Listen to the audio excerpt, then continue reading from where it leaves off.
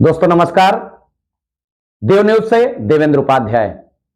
जैसा कि आप लोग जानते हैं, पूरे भारतवर्ष में देव न्यूज चैनल आप लोगों का एक प्रिय चैनल बन चुका है और आप लोगों का आशीर्वाद मिल रहा है। आज देव म्यूजिक स्टूडियो कादीपुर, जो कि दोस्तपुर रोड पर स्थित है सुल्तानपुर जिले में, आज हमारे बीच में एक ऐसे समाज सेवक के रूप में यहां पर पधारे हुए विश्व बंधुत्व पार्टी के राष्ट्रीय अध्यक्ष हमारे परम आदरणीय श्रीमान सुधीर सिंह जी का आगमन हुआ है। आपका इस देव न्यूज चैनल के माध्यम से और खास करके इस स्टूडियो में बहुत बहुत आपका स्वागत, वंदन, अभिनंदन है। तो आज मैं कुछ चर्चा करूंगा, इसलिए कि पार्टियां तो बहुत हैं और आप भी एक पार्टी के जिम्मेदार राष्ट्रीय अध्यक्ष हैं, तो आप यहां पर पधारे हैं। तो मैं ये जानना चाहूंगा हमारे दर्शकों के लिए, आप ये बताएं, पार्टी तो बहुत पार्टियां हैं और आप भी पार्टी बनाए हैं, तो ये विश्व बंधुत्व पार्टी इतना प्यारा सा नाम है और इतना बड़ा नाम है, तो इस बड़ा नाम के पीछे क्या राज है और आप इस पार्टी का गठन कौन सा उद्देश्य लेकर के इस पार्टी का आपने गठन किया है, हमारे दर्शकों को बताएं। सुधीर सिंह जी। सर, हम तो पार्टी के नाम की बात करें, विश्व बंधुत्व पार्टी जैसा कि नाम है, तो भारतीय संस्कृति का आधार बिंदु है वसुधैव कुटुंबकम।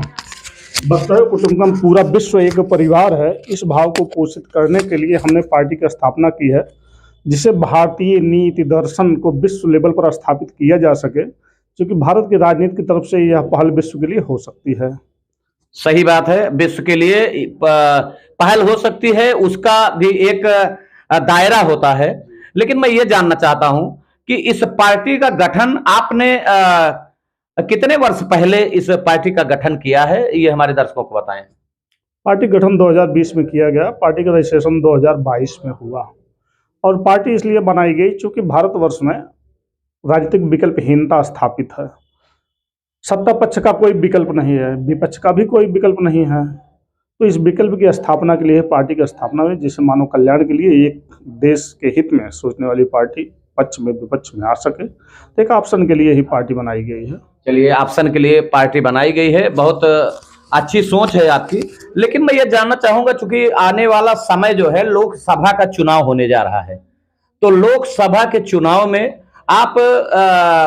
आपकी क्या भागीदारी है? लोकसभा चुनाव में आपकी पार्टी चुनाव लड़ेगी या नहीं लड़ेगी, ये हमारे दर्शकों को आप थोड़ा सा बताएं। हमारी पार्टी चुनाव उत्तर प्रदेश, दिल्ली और कश्मीर में लड़ेगी। विशेष करके हमारा फोकस जो है सुल्तानपुर जिले पर है, क्योंकि राष्ट्रीय अध्यक्ष की हैसियत से सुल्तानपुर में चुनाव लड़कर हम जीत कर सदन पहुंचते हैं, तो दिल्ली में बैठने के बाद पूरे भारत में अपने संदेश को पहुंचा सकेंगे और देश की जनता को आश्वस्त कर सकेंगे कि उनके नेतृत्व के लिए एक नया चेहरा आप सबके बीच आया है, जो देश का नेतृत्व एक विकल्प देने के स्थिति में कर सकता है। सही बात है सुधीर सिंह जी। नया चेहरा, जब नए चेहरे की बात आपने किया, तो जैसे बीजेपी है, सपा है, बसपा है, तमाम पार्टियां हैं, तो उसके जो पार्टी के जो अध्यक्ष होते हैं, चाहे वो जो भी हो, सभी लोग चुनाव लड़ते हैं। तो आप चुनाव लड़ने के बारे में आप थोड़ा सा बताइए कि आपका क्या इरादा है, आप क्या चुनाव लड़ना चाहते हैं, अपने पार्टी के सदस्यों को आप चुनाव लड़ाएंगे, ये हमारे ऑडियंस को बताएं। क्योंकि मैं राजनीति से कभी रहा नहीं हूं, देश की जरूरत है इसलिए मैं राजनीति में प्रवेश किया हूं, तो ऐसे में हम चुनाव स्वयं लड़ेंगे तभी जान पाएंगे कि अखाड़े में कैसे दांव चले जाते हैं। तो हमारी ये रणनीति और इच्छा दोनों है कि सुल्तानपुर से चुनाव लड़कर हम जीतें, जिससे 2029 के चुनाव में हम भारत को एक बढ़िया भागीदारी दे सकें। 30-35 सांसद का हमने लक्ष्य बनाया है, पूरे भारत में चुनाव लड़ने का लक्ष्य बनाया है। इसके बाद 2034 हमारा लक्ष्य है भारत की सरकार बनाना, क्योंकि तब तक तानाशाही बीजेपी धराशायी होती हुई आगे बढ़ेगी, तब तक हम स्टैंड होकर के सत्ता के लिए खड़े हो सकेंगे। 34 हमारा टारगेट है। अच्छा, 34 आपका टारगेट है। तो एक चीज बताइए, मैं आपसे पूछना चाहता हूं, क्योंकि आप एक जिम्मेदार पद पर हैं और एक कहा जाता है संघे शक्ति कलयुगे, आपकी एक यूनिटी आपने बनाया है और एक संगठन आपने बनाया है जो कि विश्व बंधुत्व पार्टी के रूप में। तो मैं ये जानना चाहूंगा कि आज की जो परिस्थितियां हैं, तमाम ऐसी पार्टियां हैं जो कि हावी हैं, चाहे वो बीजेपी हो, चाहे लोग काफी दिन से राजनीति कर रहे हैं, तो क्या ये संभव है, इतनी बड़ी बड़ी पार्टियां जो कि आज विश्व पटल पर जिनका इतना बड़ा नाम है, वर्चस्व है, आज भारतवर्ष में तो मैं चाहूंगा कि ये पार्टियों से आप अगर अपनी पार्टी को खड़ा कर रहे हैं तो क्या ये पार्टियों से आप कुछ न कुछ पार्टियां परास्त हो जाएंगी या फिर आपकी पार्टी परास्त हो जाएगी? मैं ये जानना चाहता हूं, आपका हौसला जानना चाहता हूं। हमारे दर्शक चूंकि भाई तमाम नई पार्टियां बनी हैं, तो आप ये बताइए हमारे सुधीर सिंह जी।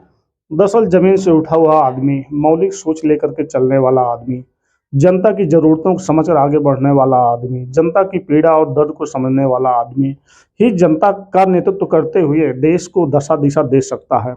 और जो दशा दिशा देने की बात इस तरह से सोचेगा वही नेतृत्व जनता का कर सकता है, वही जनता के लिए हितैषी हो सकता है, कल्याणकारी हो सकता है। अभी तक जितनी पार्टियां हैं विपक्ष में खड़ी, ये सब अनवरत इस विषय पर फेल होती जा रही हैं, चाहे कांग्रेस हो, सपा हो, बसपा हो, ममता जी हो। सबका नेतृत्व निश्चित रूप से जनता के हित में है नहीं। आज जो सत्ता पक्ष है, इन सबके फेल होने की वजह से ही सत्ता पक्ष भी तानाशाह और मनमाना हो गया है। ऐसी अवस्था में पूरी तरह से हमारे लिए मैदान खाली है और मैदान खाली होता जा रहा है। तो मैं एक बात आपसे पूछना चाहता हूं, जैसा कि एक माहौल बदल चुका है। अभी हाल ही में 22 जनवरी को ही रामलला जी का लोग दर्शन करेंगे और रामलला जी स्थापित होने जा रहे हैं। तो कितने लोग कहते हैं कि ये बीजेपी एक मुद्दा बनाई है रामलला को लेकर के, तो इस विषय में आप क्या कहना चाहेंगे? राम जी का मंदिर तो बनना ही चाहिए और जो भी सरकार है उसका कर्तव्य है निश्चित रूप से इसमें जितना जोर लगा करके आगे बढ़ा सके इस काम को बढ़ाए। और ये बढ़िया है कि 22 जनवरी को मंदिर बन रहा है, सरकार पूरा योगदान दे रही है, मेहनत कर रही है। लेकिन जनता ये जानती है कि राजनीतिक विषय अलग होते हैं, धर्म अलग विषय है। बहुत अच्छी बात है, सही बात है। तो मैं ये देखिए हमारे सुधीर जी बहुत अच्छी बात कहे कि राजनीति जो होती है वो एक अलग चीज है, लेकिन जहां धर्म की बात आ जाए तो वहां राजनीति नहीं करनी चाहिए। और जो लोग ये मान्यता जो लोगों की है कि नहीं रामलला को ही लेकर ये सब कार्य हो रहा है, तो ऐसा कुछ नहीं है।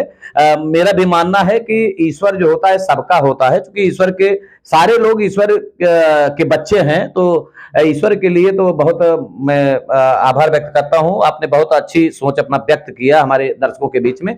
तो एक पॉइंट पर और मैं बात करना चाहूंगा माननीय सुधीर जी, जब आपका आगमन हुआ ही है स्टूडियो में, तो मैं ये जानना चाहूंगा कि जैसे बहुत से लोग हैं अनपढ़ होते हैं और फिर भी वो राजनीति करते हैं, तो आप राजनीति के लिए आप क्या कहना चाहते हैं? तमाम क्राइम करने वाले हैं वो भी राजनीति का चुनाव लड़ते हैं, तो इस विषय में आप क्या कहना चाहेंगे? तो क्या राजनीति में अच्छे लोगों को आना चाहिए, युवाओं को आगे बढ़ करके राजनीति करना चाहिए जिससे हमारे देश की दशा सुधरे? तो ये इसके विषय में क्या आप कहना चाहते हैं? राजनीति अब तक जो ट्रेंड रहा है, राजनीति को गंदा कहा जाता रहा है, लेकिन हम मानते हैं कि भाई अच्छे लोग राजनीति में नहीं आएंगे तो राजनीति अच्छे होगी कैसे। तो हम ये आह्वान करते हैं, कहते हैं लोगों से कि अच्छे लोग जो समझे कि हम अच्छे हैं वह राजनीति में आए, शिक्षित लोग राजनीति में आए, राजनीति को अच्छा बनाएं, क्योंकि राजनीति के माध्यम से ही सत्ता में आकर के जनता का कल्याण किया जा सकता है। तो जब पढ़े लिखे लोग, अच्छे लोग, ईमानदार लोग, संघर्षशील लोग राजनीति में आएंगे तो जनता के लिए अच्छा काम करेंगे। बहुत बहुत धन्यवाद सुधीर जी। आप हमारे देव न्यूज के बारे में कुछ कहना चाहेंगे? आप देव न्यूज का नाम सुने होंगे तो इसीलिए आप आए, तो आपका बहुत बहुत मैं स्वागत कर रहा हूं ताकि हमारे स्टूडियो में आप आए हैं। तो मैं अपने देव न्यूज के लिए मैं थोड़ा सा 2 शब्द हमारे देव न्यूज चैनल के लिए। काफ़ी दिनों से देव न्यूज की चर्चा सुनी और उसके संपादक माननीय देव उपाध्याय जी की चर्चा सुनी।